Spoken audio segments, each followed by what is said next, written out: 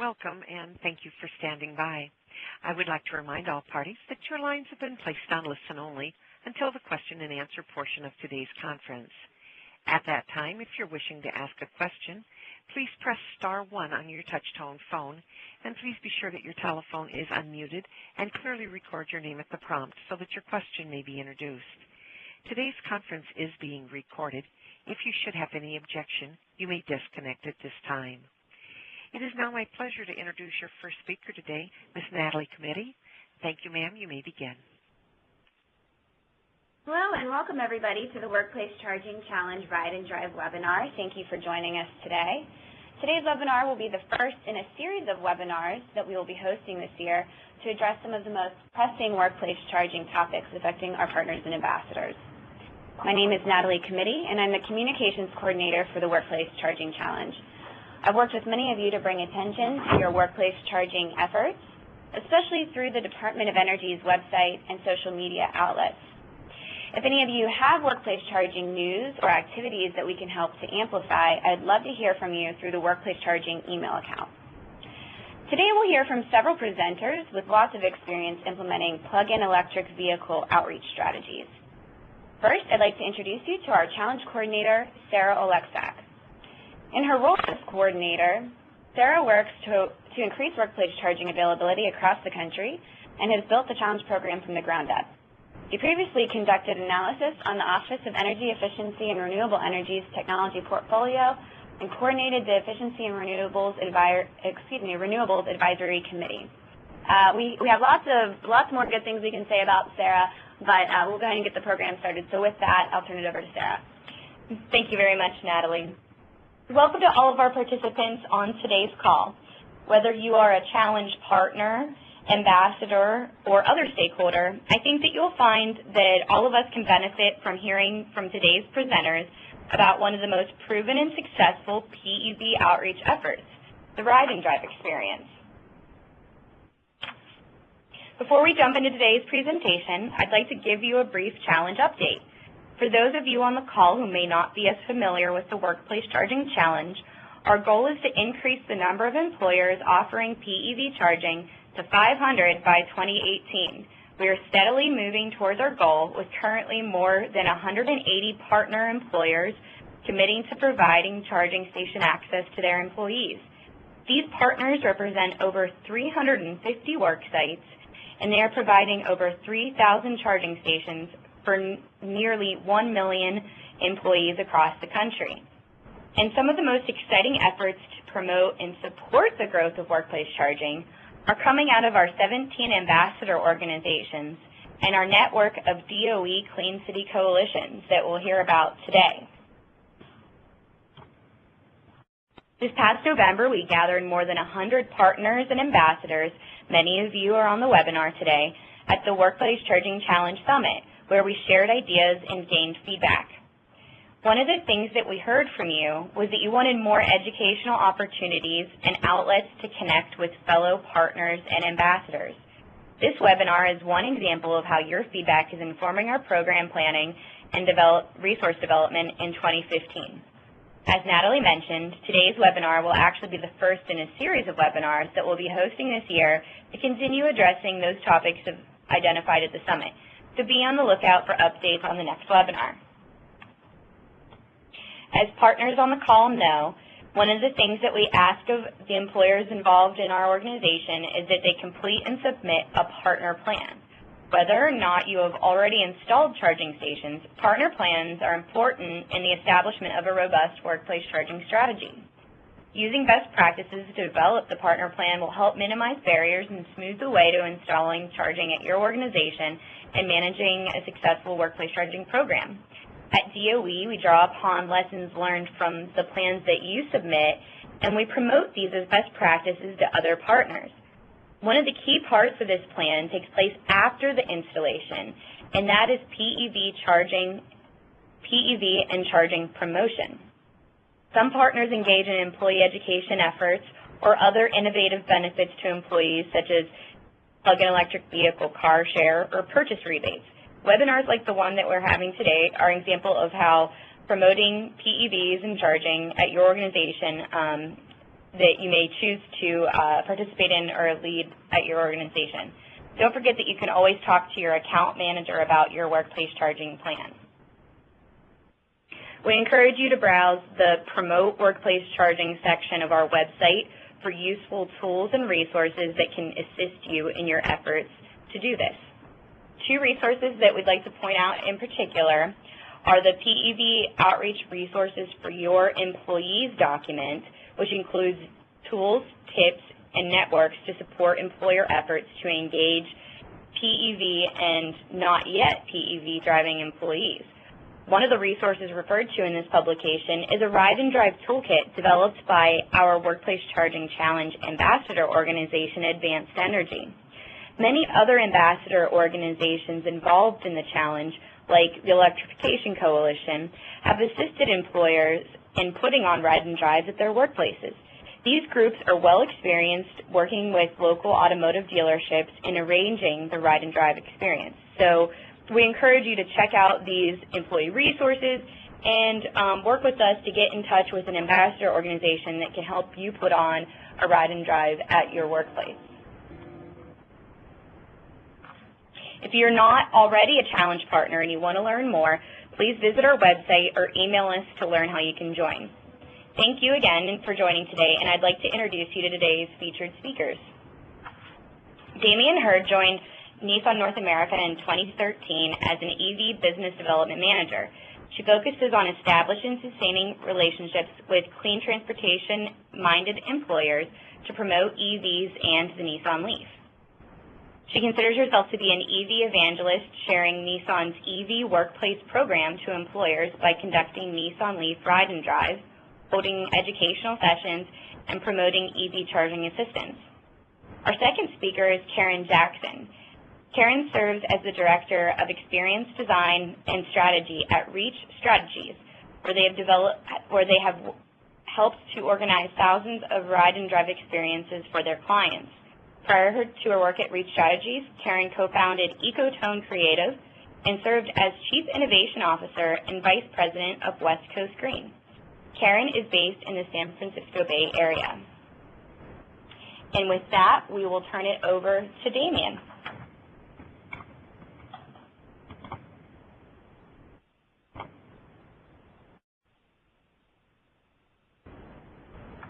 Thank you, Sarah, for that introduction. I hope everyone can hear me. I wanted to just start off by saying, of course, Nissan has been working very diligently over the past few years with our workplace outreach with different employers.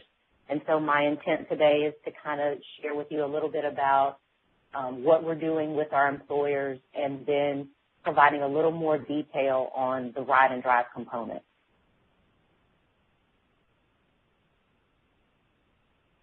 So I wanted to start off again by just highlighting Nissan's place with the Workplace Charging Challenge.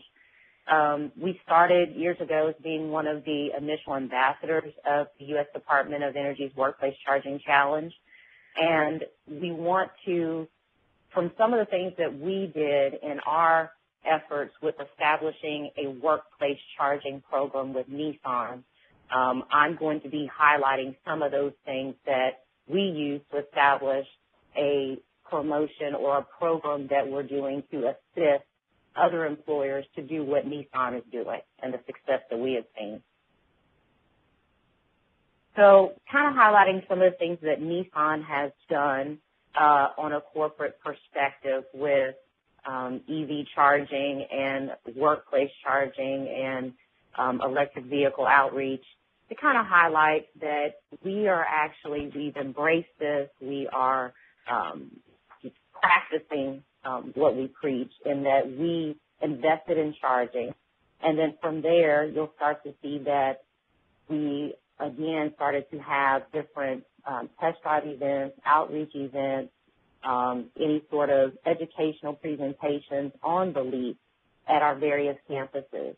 And from there, you're starting to see more and more employees understanding more about the electric vehicle, and from there, more need to add charging. So we started out at the Franklin, Tennessee location and, of course, Smyrna. And then from there, you're starting to see that our efforts are beginning to move across other areas as well to implement charging. And from there, you're seeing uses of the lease and ongoing practical that provide practical experiences for employees to understand and learn more about electric vehicles. So car sharing programs, even just simple things as utilizing the lease for short trips to airport drop-offs or anything that allows the employees to experience electric vehicles in addition to ride and drive are things that just fuel more EV adoption. So as I alluded to earlier, from some of the things that we started doing, we realized how important it was, and we saw that there was a missing component as far as bringing the electric vehicle experience to the general public. Rather than expecting for people to learn more about the EV on their own, we wanted to ensure that we were reaching out to everyone. And so from the lessons and the learnings that we gathered from doing our own workplace EV outreach and workplace charging initiatives, we said, now let's take this to the marketplace. So what you're seeing here is a reflection of what we do, 4 simple steps as to how we engage employers and how we try to understand where their current needs are, not just for charging, if there's anything happening from current EV adoption. And then from there, we want to expand upon that by encouraging the second bullet that you're seeing here are the actual ride and drive. So what we will do is try to understand if there are opportunities for us to have a ride and drive component as part of an existing event that's happening at that employer, whether they're having an Earth Day event, employee benefits fair, a sustainability event. Is that an opportunity for us to then reach additional employees so they can at least get a chance to sit in the vehicle, experience it, understand it, learn about it? Whereas before, perhaps these people or these employees would not have taken that step to learn more about the vehicle. So the strength of truly our workplace initiative for EVs is getting more people exposed to the electric vehicles by bringing them to their workplaces for them to experience it in a comfortable environment where they're free to ask questions, and we walk them through the process and help them understand as much as they would like about an electric vehicle. And the goal, of course, is to get them to understand the benefits of the electric vehicle and how the driving experience typically is just as similar as it is with a gas vehicle, okay? So I wanted to highlight quickly just, and I apologize for the graphics here. We were having some technical challenges. There were some pictures to the right. But as you're seeing, you're looking at where we have really worked very closely with an employer, Google, of course, and what we have done with our workplace charging efforts. So we have done several events at Google, some of which all auto manufacturers were invited, but through that, we were able to have, as you can see, hundreds of ride and drive events. And through that, you're seeing more employees embracing or investing in the lease from that experience. So what we're doing is helping Google continue on in their sustainability efforts by focusing on the clean transportation pillar of that by encouraging ride and drive. Now, Google, of course, with that, has also had or implemented a car sharing program. So when we walk away, as far as a Nissan experience with a test drive, they now have a car sharing environment where employees can still experience the EV. So even when we walk away, we're helping them by acquiring additional lease, perhaps in their car sharing pool, so more employees can experience the electric vehicle. So I wanted to, that kind of gives a segue into, as we began to roll out this program and we were in our leading into our second year within this program, we started to see more interest in employers wanting to get EVs, electric vehicles, in their fleet, and that being providing a car sharing experience, employee motor pools, because what they've realized is the more exposure their employees have with these vehicles and they use them in their daily work experience, they're understanding how that could translate into something that they could utilize for their own personal use. So what they're seeing is the more ride and drives we have, the more interest there is to having the Leaf or other EVs in their fleet. And that increases the exposure for employees understanding about the EVs. So in effect, it turns into a ride and drive experience even when Nissan isn't present. So there are periods when Nissan is there for test drive events where we're having more of a formal approach, but then they're able to have extended test drive experiences, extending what the employee has already had from a similar, smaller setting of a 15-minute test drive. They're now able to use that vehicle in their day-to-day operation. So I wanted to give you just a quick example of what that looks like. The city of Houston, which was one of the first in the south of the United States to really step up and say, we've had experience with the Leaf through ride and drive experiences, and there was a champion with the city of Houston from that who said, you know what, we want to invest in the Leaf and other EVs in a centralized motor pool. So now they're starting to see a trend that initially there were just a few employees that were using the Leaf or other EVs in their motor pool. But now they're seeing 48% of their employees starting to use the Leaf as part of their experience and some of their day-to-day activities. So you're seeing the Public Works Department employees using that vehicle. And what ended up happening is through that experience, these employees started to purchase the Leaf for their own personal use. So we consider that to be, you know, some of these things that we're starting to see in some of our experiences, we consider those to be wins because we're getting more people to start thinking about creative ways to enhance their ride and drive experiences and then also look to increase activities where the employees have more exposure to the EVs. And through there, you're seeing more of these individuals investing in the Leaf. So those are wins. Not only are we getting more people driving them, those are turning into new EV owners. Okay. So just to kind of sum it up, this is giving you a before and after shot of what and the impact that Nissan is having with our initiative.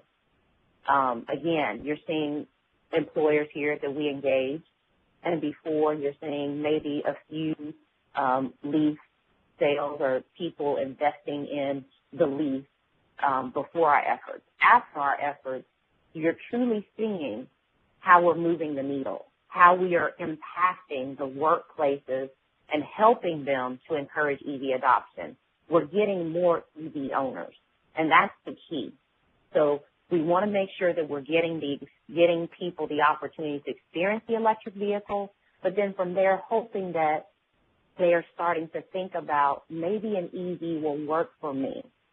And so when I consider my next purchase on a vehicle, maybe I should think about an EV. So this gives you a snapshot of our impact and how we're doing. So with that, if anyone has any questions, of course, we'll address that at the end. But at this point, I guess we'll just pass it on to the next speaker. Great. Thank you very much, Damian, and for providing that broader context of, some employee educational opportunities about PEVs. Now we're going to turn it over to Karen, who's going to take a more detailed look at, step-by-step what you can do to implement a ride and drive. So, Karen? Thank you. Hopefully you all can hear me. And thank you for the introduction, Sarah and Natalie. It was a few months ago now that we brainstormed the possibility of creating this presentation on workplace ride and drives to fill this need for educating workplaces and other stakeholders on the value of ride and drives, as well as the best practices for executing them. And Plug in America has been working with the DOE as an ambassador for the past few years And over the past few months, I have worked through a truly collaborative approach with the DOE Workplace Charging Challenge team to create what I'm going to present to you today. And with that in mind, I just wanted to preface the presentation by reflecting on what this collaboration means, because it's working, and we have the DOE Workplace Charging Challenge as a resource for all of us, which I'm very grateful for. So this presentation represents public, private, and nonprofits working together. And we really appreciate at Plug in America the work that the DOE Workplace Charging Challenge is doing to provide the industry with resources that can bring our collaboration to the next level. And I'm grateful for what's been created to date and excited to see what's ahead. So with that in mind, I have three things that I would like to cover today. The first is an overview of Plug in America and how the team works with REACH Strategies on producing workplace ride and drive events, and the important role that the DOE's Workplace Charging Challenge has in it. The second is some case studies on some of last year's events and campaigns. And the third is best practices for workplace ride and drives. So the other thing that I want to tell you is that behind the scenes, I can't see what you're seeing. I'm not seeing the slides. So I'm going to be breaking the #1 best practice for giving a presentation, which is reading slides. I'm going to read the headers as we go to make sure that we're on the same page, not for any other reason. So with that said, let's go to the About Me slide. And I'll just share that the angle that I'm coming at my work from is that of an experienced designer in all of its aspects. I started my career in the green building industry. I worked up and down the industry food chain with content experts and eco-celebrities, product manufacturers, practitioners, and more to organize the industry toward the mainstream. I've since worked on a number of domestic and international market development initiatives. They've all been rooted in energy on some level, and I've been focused on the EV space for the past year, and that experience design perspective, I think, is unique in terms of how we're looking at things. Moving to the next slide about Plug in America campaigns. Plug in America is committed to electrifying transportation and has great expertise related to workplace charging and is proud to be a workplace charging ambassador. Plug in America has partnered with REACH Strategies, which is the company that I work for, to design and execute workplace outreach events across the nation. As this initiative, Plug in at Work, grows, we're increasingly targeting current DOE Workplace Charging Challenge participants to host these workplace events. Moving on to the next slide, 2014 workplace hosts. Last year, we produced several thousand test drives across a wide range of workplaces. Here you see a dashboard of some of those hosts: government agencies, scientific research centers, utilities, and tech. They've all augmented their workplace charging efforts with highly engaging workplace ride and drive events. Next slide, campaigns and partners. Within the past 2 years, we've also seen growing interest in moving beyond one-off homespun events. We're seeing more interest in campaigns that include many local and many locations and provide multiple touch points for participants, including a range of participants.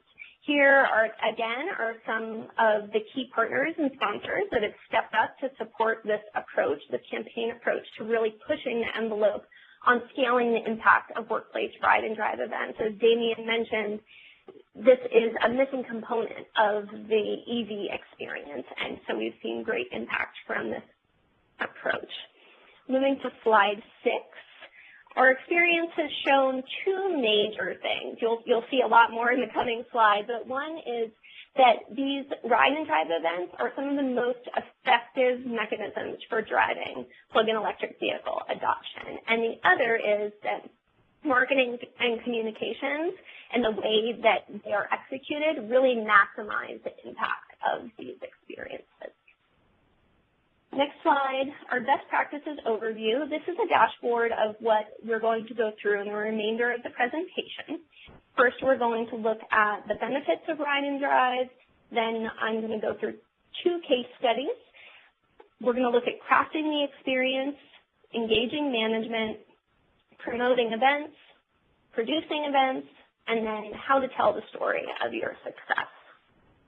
Moving to the next slide, we have understanding the benefits of workplace ride and drive. Slide 9. The place that we start is just around motivation of the workplace itself, and essentially that it really varies.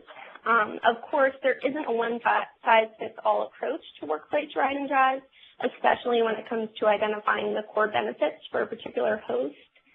The range of benefits, and there are many, begins on the emotional level with fun. We hear repeatedly that EV test drives are one of the best things that happens on a campus each year. This includes companies whose logos I showed earlier that are recognized as some of the most fun places to work in the world. And there are other more measurable results like supporting CSR reporting and compliance that are real benefits as well. Of course, all of this can lead into stories that then can be leveraged for PR and leadership positioning. For example, Google's test drive event last year that we produced with them was highlighted as a success story in the DOE's EV Everywhere Workplace Charging Challenge 2014 report. So that's some pretty good visibility there. Moving to slide 10, results are consistent. There's this idea that motivations vary, but the results are consistent, which is that no matter how you cut it, you're going to accomplish all of these goals. It's important to understand which are at the forefront for your organization because it will help you position this opportunity with management and tell your story, but it's unavoidable that you will be accomplishing all of these goals. Moving to slide 11, case studies, and then on to slide 12 for our first case study. We're looking at a campaign in 2014 where SDG&E worked with Plug-in America to produce 2 workplace ride and drive events. And really this is an illustration of the important role utilities can play in this field. The site hosts were customers of the utility, and SDG&E worked with us every step of the way to produce 2 very successful workplace events, one at Salk Institute and one at Qualcomm. And again, this is highlighting that we're moving from individual events in many cases to seeing larger campaigns. Moving to slide 13, I wanted to drill down just to show you what the results of this Qual 1 event was, which was a Qualcomm campus event where there were 101 test drives. You also see here that there were 800 employees who participated in the event, which is a different number, which we'll get into when we're looking at how to measure success. And then we also had 121 waivers that were collected. So we get this dashboard of different numbers that we look at to measure success. Moving to slide 14, we'll go into our case study number 2, Experience Electric campaign in the San Francisco Bay Area, which is a campaign that the workplace charging partners asked us to highlight for a number of reasons. This case study comes by way of a campaign called Experience Electric that was made possible through funding from the Metropolitan Transportation Commission and the Bay Area Air Quality Management District. And we had a few partners on executing this campaign. The campaign ran last summer, so summer of 2014, and aimed to boost awareness across the Bay Area to residents about EVs as being reliable and cost-effective option, primarily through ride and drive events that had an otherwise no sales environment. It included 20 events featuring plug-in electric and plug-in hybrid electric vehicles held in communities throughout the Bay Area's 9 counties, and it was a portion of those events that were at workplaces that we're going to concentrate here for our purposes. The campaign made extensive use of word of mouth and social media marketing, as well as other traditional advertising and media outlets. And here what we're looking at is a dashboard of the 9 workplace events that were part of the campaign. You see some measurements in terms of how we tracked the number of test drives, the number of passengers, the number of motorcycle rides, which were included to get a total number of test drives here. Moving to slide 15, case study 2, Experience Electric campaign. San Francisco Bay Area. This is an infographic about the results at the Google campus in particular. And the Google Ride and Drive was something that was mentioned by Damien earlier, and it was also mentioned in the DOE's report last year. And it was held at the Google Mountain View headquarters. And after Google had worked with Plug-in America for 3 prior years to produce the event on campus, this Experience Electric campaign allowed the event to scale to become the largest, most engaging employee experience to date. And the numbers are pretty high. Here you're seeing 777 test drives in a matter of a few hours. And an interesting stat that's embedded within this is that for the EV drivers, or for the test drivers, 46% said that it was their first time driving an EV. And this is at a campus, which Damien was explaining, where there has been a high rate of exposure to electric vehicles through programs like what Nissan has done there. Moving to slide 16, I want to pop out a few more things on the Experience Electric campaign. There's also a URL here for those who would like to navigate to see the social media platform that was built for the campaign. Here we're seeing that every test drive included a survey component, and the final results from survey work are expected within the next few weeks, and so people can look forward to that. There are 2 important data points that are already available as preliminary findings. One is that 68% of those who conducted test drives said they were more likely to buy an EV after driving one. So that's a good marketing number, 68%. And the other is a number of 8% conversion. What that means is that 8% of all the test drive participants ultimately purchased and or leased an EV in the 2 to 3 month period after attending an event. And those purchasers stated that the Ride and Drive event positively impacted their decision to purchase, lease an EV, which goes back to the power of this experience-based type of exposure that employers are able to offer to their employees. Moving to slide 17, designing the event, and then on to slide 18, designing the overall strategy. What this is a little map of the components of a test drive event to be considered. As you're creating your strategy, you're going to have test drives. That's what we're talking about today. But you may also have status displays and an expo. In terms of your marketing, you're going to want to do some internal marketing to draw your employees to your event. But are you also going to have external PR? Are you going to be working to engage the public to participate in the event as well? And at large, what you want to do when you go to the drawing board is build a draft strategy that works for your organization's goals. Moving to slide 19, design the event experience. Across the board, you want to have the user in mind, the person who's going to be attending the event, and you want to make sure that it's going to be an easy and fun experience, and then it's also going to be educational. And there are a few core components to the experience that require time, and I think that's important for people to remember when they're planning events. I know a lot of people have a lot of experience planning events, but experience varies, and you're talking about time and space. So how are people going to be navigating through time and space? And so they're, on the space side, they're going to registration table, then they're going to the test drive, then they're going to the expo. How long do each one of those touch points take? And how do you maximize the amount of fun and education that can be had across those touch points so as to maximize impact? Moving to slide 20, I want to talk a little bit about setting goals.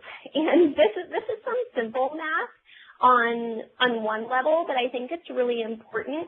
And this can be a foundational way of calibrating to the size of what you're going to create before you pitch this idea to management. what you see in equation 1 and equation 2 relate to each other here, where we look at what the goal is here is to get to how many car companies do we want to invite, how many vehicles do we want on site, because we want to have the right number. We don't want to have cars that are sitting idle. We want them to be occupied, and we also don't want long lines. So we look at the total minutes of the event divided by the length of the given test drive, given your test drive route, and we come up with the maximum number of test drives per vehicle for the event. And then we multiply the total number of vehicles that are going to be coming times that number of the maximum number of test drives per vehicle to come up with what's in green and circled here, which is the overall maximum number of test drives that can be accomplished in the amount of time of the event with the number of vehicles that's coming. And so that's the highest possible. There's no way that you can squeeze more test drives in than whatever number you get to there. And I find this very helpful, and this has been very helpful in the planning purpose for many independent organizers as well.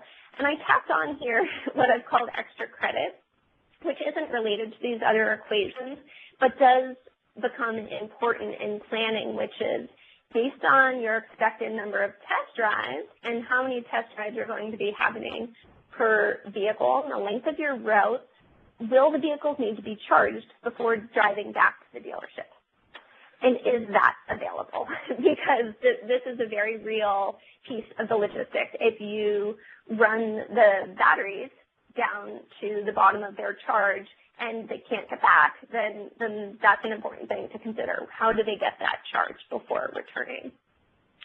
Going to slide 21, we're looking at engaging management, and then over to slide number 22, engaging management in a little bit more detail. Essentially, once you have this concept, this overall strategy, and you've set some goals, it's time to start engaging management, but also really the internal stakeholders in your organization. They can look like a number of things depending on the constitution and culture of your organization. Of course, there are people in management who are decision makers that you want to engage, but the transportation team is another group to engage, your communications team, facilities if you're having this event on site. EV drivers make amazing volunteers to work at your event. And of course, depending on your organization, there might be other stakeholders that you want to engage. And this really is the best way to ensure that your strategy meets objectives and gains necessary buy-in, is by presenting this overall strategy early on, allowing people to weigh in with what their goals are, and then taking it to the next level, having an iterative approach. Moving to slide 23, promoting the event, and then on to slide 24, integrate communications into your plan. On slide 24, you're going to recognize the center bar here, the during component. We looked at this earlier when we were talking about having the user in mind on site. And so you see there that the on-site experience is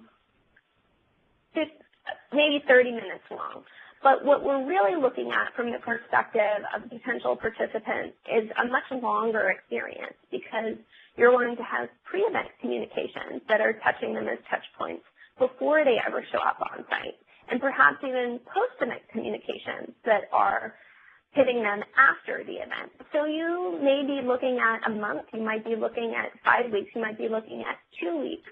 But looking at all of those touch points holistically as components of this engagement for the event cycle can be helpful in weaving them together artfully to make them really land with the user in a way that's most helpful. Moving to slide 25, promoting the event. This is just a few of the best practices that have floated to the top for us across our events. And many of them are very simple, but they really do come down to planning and having sophisticated communications and knowing when to share information at the right time. The first one is very important, perhaps one of the most important for driving high levels of engagement on site. Having an invitation from leadership, having someone in a leadership position that reaches out to your employees and invites people to attend is extremely, has a very high ROI. It has a very high ROI versus having someone else send that communication. Free food, giveaways, you can read through these, but all of these have been seen to be best practices. Moving to slide 26, producing the event, and then on to slide 27, producing the event. If you're having an expo within your experience for your participants, you can go a rung out from the car companies in terms of who you're engaging as vendors in your expo. You can think about rebate providers, you can think about your local utility, you could think about home energy providers, solar companies, as well as the car companies that are going to be providing the test drive vehicles, because when you have them all there, you're painting a full picture of the resources that are needed by the consumer, and you're putting them all at the fingertips of the individual. And if you think about those resources as a whole and how valuable that is, think about how much time it would take to figure out how to find all of them on your own. And it would take weeks to find them all on one phone. So you're providing an incredible service to put all this information in one place, in one thought out experience for your employees. Moving on to producing the event, or under manage vehicle liability, you're going to have a few things come up in terms of how you're managing vehicle liability, and one of them is how you administer waivers of liability. At the simplest level, you want to think about who's administering the waivers. When we work on larger events like what we described at Google, or even what we did with SDG&E, oftentimes we will centralize that experience for a number of reasons. But if you're producing on your own, we do suggest that you request that the car companies administer waivers themselves so that you don't have to manage that process, and that the car companies send a host with the drivers so that that experience is tightly managed. Moving to slide 29, I have a few key elements for how to manage safety, which is very important, and I don't think you can ever put enough work into this. With all of the test drives that we've produced, the thousands of them just last year, we've had 0 incidents, and that's no accident, pun intended. All of these things that you see here really will help at the most basic level to make sure that it's a very safe experience. It's a lot of cars moving, a lot of people moving through a space they might be familiar with, but they've certainly never seen it used this way before. Moving to slide 30, telling a success story, and then on to slide 31, celebrate the success internally. Essentially, when the event has happened, you have an opportunity to share the successes with the world. If you've captured photos, if you've captured statistics, you can then weave those into actionable next steps through follow-up communications. Consider an employee survey to see what people's perceptions of EVs were before the experience versus after. Ask them how they felt about the experience, what they learned, and that will give you more data. Moving to slide 32, share your success story with the world. You really want to create a story based on an engaging hook, and this is thinking about internal communications as well as external and potentially PR promotions of what you've put all of this work into doing. And what you want is you want to be announcing something that's new, something that's novel, and adding additional charging stations certainly is a great announcement. Making chargers available to the public is something we've seen. Being the first to have some number of chargers within a particular geography, or if you've forged a new local or regional partnership and set some goals around that. These are great stories and engaging hooks to bring media in on. Moving to slide 33, that's my contact information if you have any questions. And now I believe we'll move into the Q&A section of the presentation.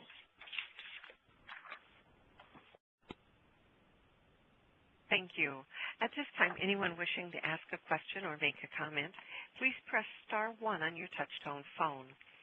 Please be sure that your telephone is unmuted and clearly record your name when prompted so that your question may be introduced. Once again, anyone wishing to ask a question or make a comment, please press *1 at this time. One moment, please, for the first question. Great, thank you, Emily. While we're waiting, there was a question that came on online Q&A, and this question is for Damien. On PlugShare.com, many of the charging stations at Nissan dealers are only available during service department hours. Can these be made available 24/7 for EV travelers? An example is the Dave Solon Nissan in Pueblo, Colorado, and the Garcia Nissan in Santa Fe, New Mexico.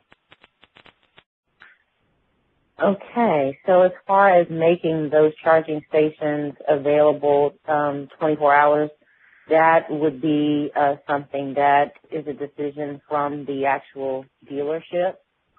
There are some dealerships in certain markets where the charging station is placed where it's not behind a gated area. So I would assume that the dealerships that were mentioned have opted to have the charging station behind a controlled area. So it's the dealership's asset, so they can determine how best to manage that. So I hope that answers the question. All right, thank you. Thank you, and we do have a question from the telephone line. Our first question comes from Britta. Hi, everybody. This is Britta. I hope you can hear me. Great information all around. Thanks, all you guys, for the update today. Karen, I've got a question for you. Is there more automakers or dealers or a combination should be doing to help you out on ride and drives to do a better job of supporting you? For example, I looked at when you quickly showed the Google slide, I think I didn't see the Chevrolet logo on the bottom, and I don't know if that means that Chevy Volts weren't at the event or if we're just not doing what we're supposed to, or you typically reach out to dealers instead of the car company. Can you just sort of shed some light on what more we could all be doing to help you do your job better? That's a good question. I don't believe that we had the Volt there. Of course, there's an opportunity that was an oversight. At times, what we're working with is we're working with the local dealers who may not have vehicles that they can bring. And then at other times, we're working with OEMs. We're working at a national level to bring the vehicles. So it has to do with supply. And what's interesting is, for example, just to give you insight down the road, when we are working at a place like the Google campus in Mountain View, we are in Silicon Valley where the dealers have a lot of vehicles that they can bring out and provide for these test drive experiences. When we're looking at different markets and different geographies, we know that that is a very different situation. And so I think leadership is really important here, and incentivizing dealers to send vehicles to such events and getting them to understand the benefits for them and that this does convert to very real sales is going to be essential, more and more so moving into the future. I hope that answers your question. Yeah, thank you. It's hard to come up with sort of a systematic answer to this, because I think that there are thousands and thousands of ride drives every year, and it's just hard for some of us to keep up and be engaged everywhere. We hate to miss a single opportunity, so it would be great if we knew a better way to do that. And I do understand the challenges with dealerships and just, who do you call and do you see the receptivity you're looking for, everywhere all the time. It is a challenge. I understand that. But I think it's a good question, and I think that as we've seen that this model is so transformative in terms of converting to sales, that it will be happening more and more in the EV space. And it certainly is a good question. How do we streamline so that we can make sure that the manufacturers and the local car sales companies can participate as much as possible, because it's an incredible opportunity. Yep, I agree, totally. Thank you. And once again, if we have anyone wishing to ask a question or make a comment, please press *1 at this time. Again, *1 to ask a question. One moment, please. We did receive another question on the online Q&A. It says, any tips on working with dealerships that are not interested in EVs? Franchise laws, at least in Ohio, so this is someone from Ohio, require them to only work with closest dealers. It's difficult when one dealer is interested in a ride and drive but cannot participate because of the location. Any thoughts on that?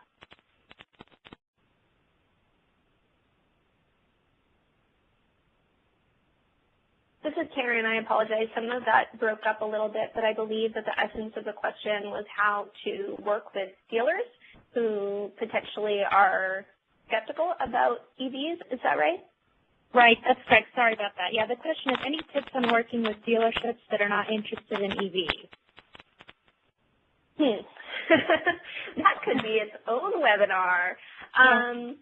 Let's see. Damien, I would be curious to hear from you if you have tips on that. In the model that I was describing, really there is a dependence on the dealers to bring the EVs to the events.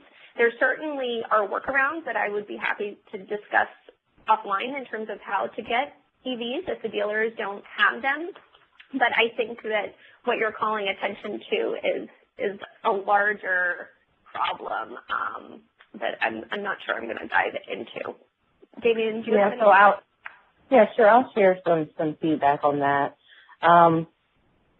I think, as part of what we're doing Nissan is doing from a outreach perspective is, of course, we run into those situations, and that's when myself and some of my teammates will kind of step in and work with the dealer. So there are a couple situations. Number one, there could be you're working in an area or you're trying to have a ride and drive where perhaps the dealer doesn't have any vehicles in stock because perhaps they've opted not to have any available because they haven't seen any, perhaps interest for the vehicle that would warrant them to have those vehicles on the lot. So that could be the first issue there. And with that being said, and typically in those areas is where there's limited infrastructure, okay? So in those situations, when we run into that, there are some things that we can do from a business development standpoint with our Nissan dealerships to see if there's a way to get a lease for a particular ride and drive. So if it's from a Nissan perspective, I would encourage the Clean Cities folks to reach out to the corresponding business development person from Nissan on our team, and I can help facilitate introductions to those people and see if they might have ways to get some Nissan Leaf representation. In some cases, there are specific Nissan Leaf customers that will bring their Leaf to events because we have such a great relationship with them, and they are great advocates for the vehicle. So we've seen instances where that has happened. We've also had instances where dealerships from other areas would actually deliver a vehicle to support a test drive event. But it's all on a case-by-case basis, and I think from a Nissan perspective, we are willing to do whatever we have to and whatever we can, which is within our guidelines, to try to support, any ride and drive event. And I think some of the folks that may be on this call can attest to that we'll do whatever we can. And the best way to help facilitate that is leverage Nissan's system of reaching out to the business development person to help you with that. And I can absolutely attest that that's been our experience with Nissan. is that they will do whatever it takes to get cars there. And we do have another question from the telephone line. Our next question comes from Brown with Cisco. Ma'am, your line is open. Hi, my name is Corey, and I'm administrator over the Cisco program. And since it's budget season, I'm wondering how much does it cost that I want to be larger events like he did at Google.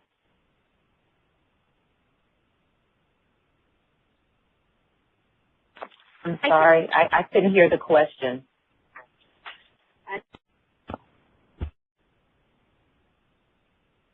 This is Sarah from DOE.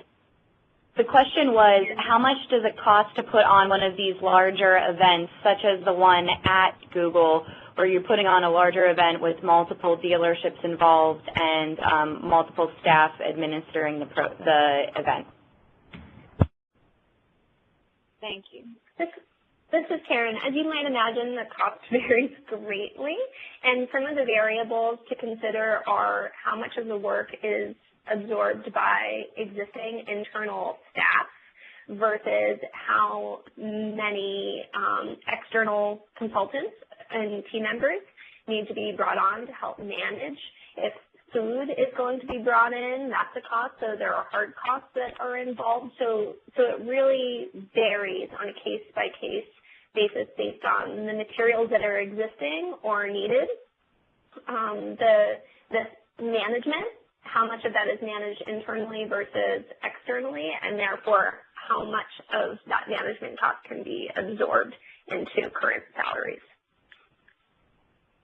And this is Damien to add on to that. From a Nissan perspective, when we engage an employee site or location, a company, and they're interested in having a ride and drive event, typically what is the simplest form of keeping costs low but still achieving your goals is attaching the ride and drive component to an existing event within that company. Because number one, there's already it's a good start. If you're trying to get exposure and getting more people, experiencing the electric vehicle, you already have a common existing event at that employer. So an employee benefit forum or fair, Earth Day, of course, or any sort of opportunity where there might be a chance to add a test drive component. That keeps the cost low because you're just adding one component to an existing event.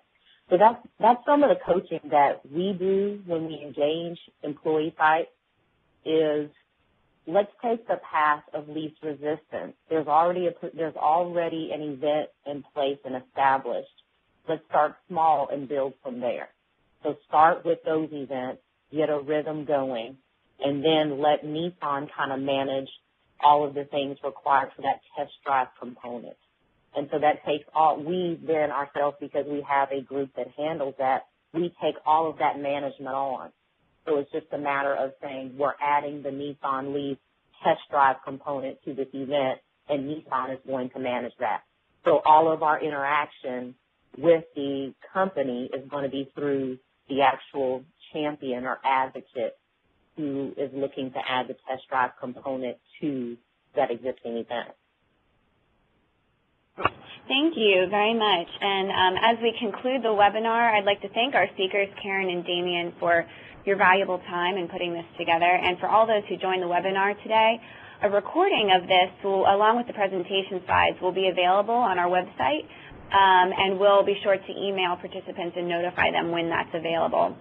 If you do have any feedback about this webinar or questions about information that was presented today, or even ideas for future webinars, we would love to hear from you at workplacecharging@ee.doe.gov. And if you're already a partner, feel free to reach out to your account managers. And thank you very much for joining today. This does conclude today's conference. Thank you so much for joining. You may disconnect at this time.